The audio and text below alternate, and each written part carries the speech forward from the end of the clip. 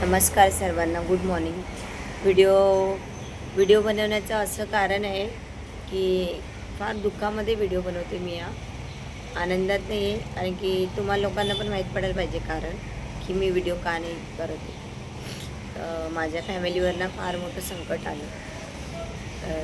रविवारीला मी फिरायला गेली होती.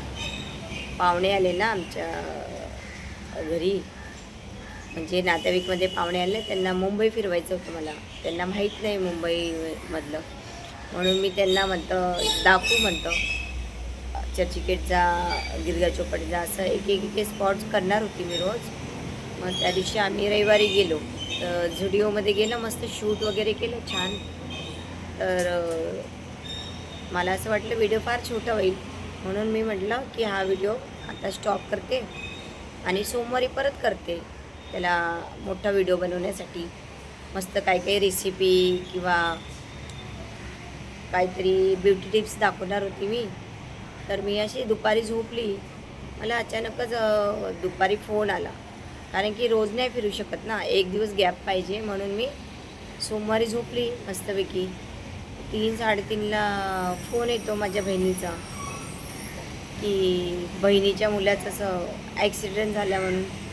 मला तर एवढं शॉक लागला, धक्का लागून मला ते दुपारी झोपली होती पांघरून, आणि माझं असं ब्लँकेट माझ्या पायाखाली आली आणि फोन असा आला की मी एकदम हडबडीने उठली.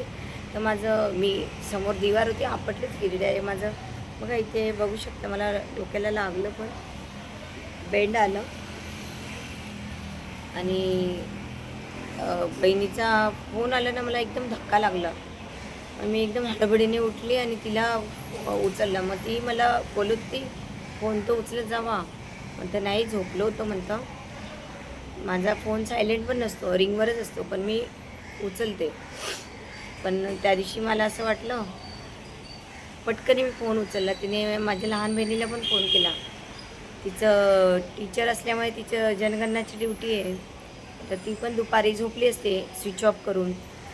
मग साई तर तिच्याकडे गेलेला होता. मग मी साईच्या नंबरवर फोन लावला. साईला बोली मावशीकडे दे म्हणतं. मग मी तिला असं असं सांगितलं. मग बहिणीला परत मी फोन लावला आणि मग सोमवारी संध्याकाळी हॉस्पिटलला गेली मी. मला माहीत पडलं, म्हणजे तिकडे त्याला ॲडमिट केलं. पटकन त्याला ॲडमिट केलं. आणि बहीण कशी थोडी, मुलाला आता एवढा ॲक्सिडेंट पाहून तर कोणी पण घाबरणारच ना. आता ॲक्सिडेंट झाला म्हटल्यावर पोलीस केस असते.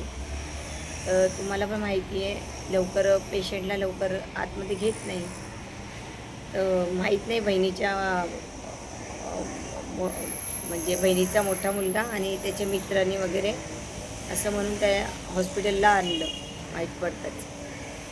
तर आणलं ना, आणि मी पण इथून प्रवासात निघाले. आमच्याकडून ट्रॅफिक खूप भेटली. ट्रॅफिक पास करत करत मला 7 वाजले पोचत. मग मी गेली आणि ॲडमिट होता तो. ऑक्सिजन वगैरे लावला होता त्याला आणि तडपत होता. हो, खूप मेजर ॲक्सिडेंट झाला ना. तर पाहून फार एकदम दुःख वाटले. आणि दुसऱ्या दिवशी मग मी त्याच रात्री घरी येते परत, आणि दुसऱ्या दिवशी परत मी सकाळसाठी हॉस्पिटलला जाते. तर गेली तिकडे, माहीत पडलं की त्याला व्हेंटिलेटरवर ठेवलं. अजून धक्काच लागला. व्हेंटिलेटर ठेवणं म्हणजे भीती वाटते ना, त्याला श्वास नाही घेता येत होता. ते डॉक्टर इथं ICU वॉर्डमध्ये सारखं जाऊ देत नाही. फॅमिली आता मोठा मेजर ॲक्सिडेंट झाला म्हटल्यावर तर मन कसं लागणार. म्हणून इतकं वाईट वाटत होतं. असं नाही की मी काय करू काय नाही समजत नाही. म्हणून म्हटलं की आपण सर्वजण मिळून प्रार्थना केलं तर एखाद्याचा जीव वाचू शकतो, चमत्कार पण होऊ शकतो. प्लीज सर्वांनी देवाकडे प्रार्थना करा. माझा बहिणीचा मुलगा, म्हणजे माझाच मुलगा, लवकर सुखरूप होऊन घरी यावं पटकनी. त्याचं जे असतं ना चिडचिडपणा, हे ते आई तर असते त्याच्या चिडचिडपणासाठी. आता की नाही बाबा, चिडचिडपणा पण चालेल, पण मुलगा पाहिजे घरातच. खूप असं वाईट वाटलं हो. मला मला काय बोलावं, मला शब्द नाही आहे आता. मी पण एकदम शॉकमध्ये आहे. धक्काच लागला एकदम. व्हेंटिलेटर म्हटलं कोणाला पण भीतीच वाटते. प्लीज सर्वांनी लवकरात लवकर प्रार्थना करा, की लवकर तो तुमच्या आशीर्वादाने मी पण प्रार्थना करते, सर्वच प्रार्थना करतात आहे आमच्या फॅमिलीमध्ये. लवकर तो सुखरूप होऊन चांगली बातमी ऐकायला पाहिजे. तसं तर आम्ही हॉस्पिटललाच असतो दिवसभर.